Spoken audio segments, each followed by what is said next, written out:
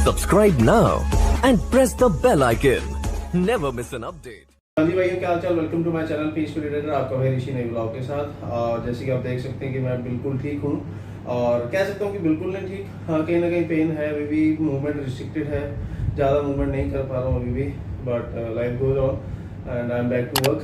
तो जैसे कि आप लोग भी कमेंट कर रहे थे, मैसेज कर रहे थे कि गेट वेल सून, तो बस अब काम पे वापस फोकस ऑन वर्क। तो आज की वीडियो यार मैं इसलिए डालना चाहूँगा, कल एक्चुअली ऑफिस आए थे एक क्लाइंट, तो उनके बारे में मैं बताना चाहूँगा। मतलब कि आप लोगों को उनके ज़रिए मैं आपको एक मैसेज देना चाहता हूँ कि आप अपना टाइम और पैसा ना बर्बाद करें। मैं हमेशा ये वीडियो में यही गाइड करता रहता हूँ, लेकिन फिर भी कई लोग हैं जिनको नहीं समझ में आती, ठीक है ना। वो कहीं ना कहीं इमिग्रेशन एजेंट के जाल में फंसे जाते हैं। तो अब बात करते हैं कि सबसे पहले हम बात कर लेते हैं जैसे वीज़ा।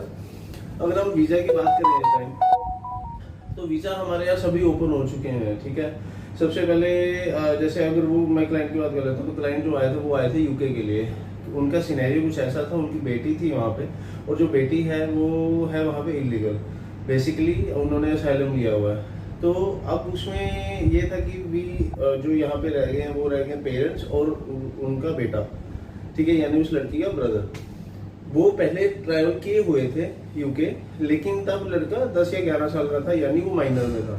अब क्या सिनेरियो हो गया, अब वो ट्रैवल करना चाहते हैं दोबारा से, और इस टाइम वो ये सोच रहे हैं कि बस बच्चे का टूरिस्ट वीजा लग जाए, ताकि बच्चा जो है, जो भाई है, वो अपनी बहन के पास चला जाए, ठीक है ना। अब क्या हो गया है, वो 25-26 साल का हो चुका लड़का, अब वो माइनर नहीं रहा। अब वो पेरेंट्स की जो डॉक्यूमेंटेशन के ऊपर भी यहाँ पे नहीं लगा सकते।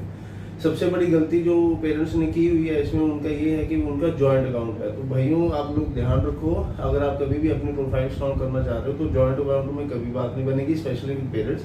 हाँ, हस्बैंड और वाइफ अगर साथ में है तो ठीक है, उनका जॉइंट अकाउंट पता चलता है कि भी यार हस्बैंड वाइफ है, इनकम दोनों की साथ में ही शेयर कर रहे हैं। लेकिन पेरेंट्स के साथ आप जब अडल्ट हो चुके हो, 18 साल से ऊपर हो चुके हो, तो try to have individual account. आप अपना एक अलग से सेविंग अकाउंट क्रिएट करें, उसमें आप पैसा के ट्रांजेक्शन आना जाना रखें, ठीक है। अब बात करते हैं क्या वो उस लड़की का वीज़ा आएगा और क्या वो कैसे ट्रैवल करेगा, क्या उसके पास क्या क्या ऑप्शंस बचते हैं। अब देखा जाए तो लड़का था, उसने +2 कर रखी है। +2 में उसके इंग्लिश में कम थे नंबर, जो थे 40-45।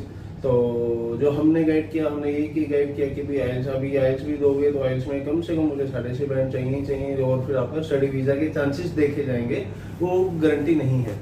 नो डाउट यूके इस टाइम गैप एक्सेप्ट कर रहा है, यूके वीज़ा भी दे रहा है, तो इसमें कोई इशू नहीं है। लेकिन फिर भी अब उनको था कि हमें जल्दी ट्रैवल करना है, ठीक है, जल्दी ट्रैवल करना है बेसिकली।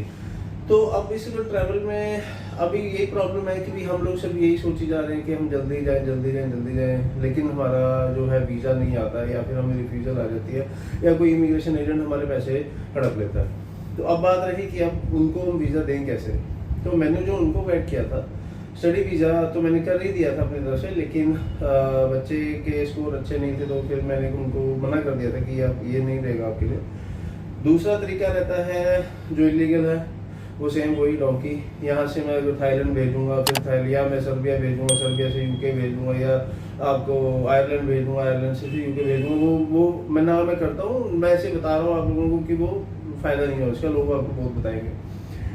तीसरा तरीका जो रहता है वो ही सबसे बेस्ट तरीका है, लेकिन उसमें यह है कि थोड़ा टाइम लगता है, बट आपका जो वीज़ा है वो 100% श्योर हो जाता है। जो आपका वीज़ा है वो 100% श्योर रहता है, तो बेसिकली उसमें आपको घबराने की बिल्कुल भी ज़रूरत नहीं है कि भैया मेरा वीज़ा कैसे आएगा। अब इसमें हम जो काम करते हैं वो ऐसे करते हैं कि आपकी हम ट्रैवल हिस्ट्री क्रिएट करेंगे, ठीक है। ट्रैवल हिस्ट्री जो रहती है बहुत ही मिनिमम अमाउंट में हो जाती है। ट्रैवल हिस्ट्री क्रिएट करने का मतलब है कि भी आप दुबई, सिंगापुर, मलेशिया, मैं इसमें थाईलैंड का नाम नहीं लूँगा क्योंकि थाईलैंड का ऑनरेबल वीज़ा है, आप स्टिकर वीज़ा ले भी लोगे तो भी उसकी वैल्यू नहीं है। उसके बाद आप कीजिए टर्की का वीज़ा, ठीक है। आप टर्की का वीज़ा बहुत ही कम रेट में मिल जाता है, 6 दिन के अंदर वीज़ा आ जाता है, और शॉर्ट वीज़ा होता है, कोई डॉक्यूमेंटेशन नहीं चाहिए, कोई आपको ITR नहीं चाहिए, कुछ नहीं चाहिए। 3-4 कंट्रीज अगर आप कवर कर लेते हो, देन उसके बाद आप लगाओ शेनिगन का वीज़ा भी आपको पता है 7500 से 9000 एम्बेसी फीस है। मेरी जो चार्जेस हैं वो बहुत ही मिनिमम है, पूरी मार्केट में आप कुछ पता कर सकते हो, जो मेरे फाइलिंग चार्जेस हैं बहुत ही कम है। तो अब ये बात करते हैं कि भी हम ये स्टेप बाय स्टेप करेंगे। मीनवाइल आप अपनी प्रोफाइल को स्ट्रॉन्ग रखेंगे। वो कैसे रखेंगे, आप ट्रांजेक्शन दिखाना शुरू करोगे अपने बैंक में। अगर आपकी ट्रांजैक्शंस नहीं थी, अगर आपकी किसी का सेविंग करंट अकाउंट है, किसी का फैमिली मेम्बर में, किसी का फ्रेंड का, रिलेटिव का, तो वो दिखा सकता है कि वो आपको पैसे डाल रहा है, फिर आप उसको कैशबैक दे सकते हो। उन्होंने भी पैसे उनके वापस आपको जैसे करने हो आप पैसे कर सकते हो। उसमें क्या फ़ायदा होगा कि आपको एक कंपनी से पैसा आ रहा है जिसका आप एक रिकॉर्ड दिखा सकते हो कि आप नौकरी कर रहे थे। अगर आप नौकरी कर रहे हो तो वेल एंड गुड है, फिर तो कोई इशू ही नहीं है। तो ये चीज़ें बनती हैं कि भी आप जो मैंने गाइड किया है क्लाइंट को, लेकिन क्लाइंट अब वही बात आ गई कि हम अगर मना कर रहे हैं, कि हम अगर ये बोल रहे हैं कि नहीं सर आपका वीज़ा नहीं आएगा, तो उनको वो बात पसंद ही नहीं आती है लोगों को। उनको ये लगता है कि हम जो सुनना चाहते हैं वो है हाँ जी हमारा वीज़ा आ जाएगा, जिसमें क्या है फिर वो पैसे अपना खर्चना चाहते हैं, फिर उसके बाद वो रोते हैं। और वो पेरेंट्स आके लिटरली मेरे पास यही बोले कि हाँ जी सर 11,000 तो हम फंसा ही चुके हैं, लेकिन लाखों रुपये बचाने से पहले हम बच गए। तो वो मेरी वीडियो देख कर ही आए थे मेरे पास। तो लेकिन फिर भी यार आप लेट हो जाते हो, आप किसी भी एजेंट को मत दो। मैं आपको यही बता रहा हूँ कि इमिग्रेशन एजेंट जो यहाँ पर बैठे हैं, चाहे वो चंडीगढ़ हो, चाहे पंजाब हो, चाहे हरियाणा, कहीं पर भी हो, दिल्ली में हो, वो सभी के सभी ही फ्रॉड हैं। मैंने जैसे पिछली वीडियो में बोला था कि हो सकता है 100 में से अगर 90 फ्रॉड है तो 10 कहीं ना कहीं ईमानदार भी होंगे। तो मैं वही बताना चाहता हूँ कि इन लोगों के झांसे में मत आओ यार। आप लोग अपनी प्रोफाइल को स्ट्रॉन्ग खुद कर सकते हो, इनके बातों में मत आओ कि हम ITR लगा देंगे, हम आपकी कंपनी दिखा देंगे, हम आपका ये बना देंगे, हम आपका वो बना देंगे। तो उसका कोई फायदा है नहीं बेसिकली। तो उसमें आप ही फंस रहे हो। तुम देख भी लेते तो आप ही लोगों को प्रॉब्लम आएगी, मुझे या किसी फाइलिंग एजेंट को नहीं आएगी कोई भी प्रॉब्लम। तो बेवकूफ़ बनना बंद कर दो भाइयों। चैनल को सब्सक्राइब, लाइक, शेयर अगर कर रहे हो तो दूसरों को बताओ कि भैया ये बंदा कुछ बता रहा है आपको। आप लोग बस सिर्फ और सिर्फ इन चीज़ों पे फंसे हुए हो कि भैया उसने तो मुझे हाँ बोल दिया। अरे उसने हाँ बोल दिया तो इट डजंट मीन कि आपका वीज़ा आ ही गया है। आपको क्यों नहीं समझ में आ रही इस चीज़ की? मैं आप लोगों को बचा रहा हूँ, लेकिन आप फिर उस कुएं में गिरना चाह रहे हो बार बार। आई डोंट नो कि आप क्या चाहते हो। मत कराओ मुझसे फाइलिंग मत कराओ, लेकिन जिसके पास जा रहे हो उससे पूछ लेना। तो आप समझ रहे हो।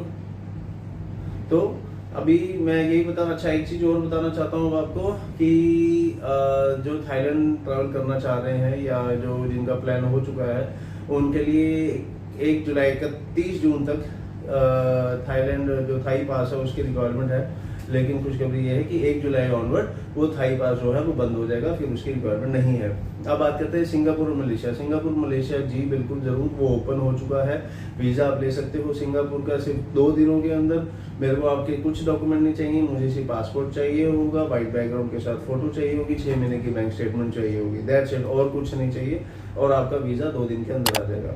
मलेशिया का वीज़ा है वो भी आपको मैं लगा के दे सकता हूँ। मेरे पास दोनों ऑप्शन है, with documents and without document. तो आप जिस पे भी एग्री करेंगे। चार्जेस थोड़े डिफरेंट होते हैं, जिनके पास अगर बैंक स्टेटमेंट नहीं तो ठीक है, विदाउट डॉक्यूमेंट हम लगा देते हैं, उसके चार्जेस थोड़े ज़्यादा। प्रीमियम सर्विसेज में अगर मैं बात करूँ तो वो ज़्यादा दे सकते हैं। तो अब बात करते हैं फिर बात अभी वही रह जाएगी कि भी क्या फिर वो UK और अगर हम कनाडा, ऑस्ट्रेलिया का वीज़ा लगाना चाहें तो कैसे है। तो भाई उसके लिए आप अपनी प्रोफाइल को क्रिएट करो। झांसे में मत आओ इमिग्रेशन एजेंटों के कि सर 10 लाख दे देना, सर वीज़ा के बाद 5 लाख दे देना। यार वो 5 लाख आप अपने ऊपर इन्वेस्ट करो, फेंको मत किसी की जेब में। जब नहीं आना तो नहीं आना, वो उसमें कुछ नहीं कर सकता। लेकिन जो मैं प्रोसीजर आपको लोगों को बता रहा हूँ, प्रोसीजर ये है कि आप ट्रैवल हिस्ट्री क्रिएट करोगे अपने लिए। आप अपने पासपोर्ट पे स्टैंप लगवाओगे, आप घूमोगे फिरोगे, ठीक है, आपको सब कुछ मालूम चलेगा। जब आप एम्बेसी में जब आप जाओगे ना, जब 4 घंटे घूमने के बाद, तो आपके अंदर जो कॉन्फिडेंस होगा वो आपको पता चलेगा कि हाँ भाई मुझे क्या जवाब देना। हम यहाँ से उठाते हैं, पंजाब से, हरियाणा से, कहीं से भी आ जाते हैं, हमें पता होता नहीं कि एयरपोर्ट पे एयरलाइन वालों से बात कैसे करनी है। तो डू यू थिंक सो कि भी आपका वीज़ा कैनेडियन एम्बेसी या US एम्बेसी या शेंगन दे देगी? डायरेक्ट नहीं देगी। एक्सप्लोर करो, दुनिया घूमो। जो पैसा एजेंट के झोले में फेंकना चाहते हो तुम अपने ऊपर क्यों नहीं लगा रहे हो? बस यही चीज़ बोलना चाहता हूँ। मेरे चैनल को लाइक, सब्सक्राइब, शेयर करें और मेरी वीडियोस देखते रहे ऐसी, ठीक है। बट आप लोगों से यही रिक्वेस्ट है मेरी, हाथ जोड़ के भाइयों, आप लोग अपना ध्यान रखें, पैसे बर्बाद मत करें, ठीक है। Thank you.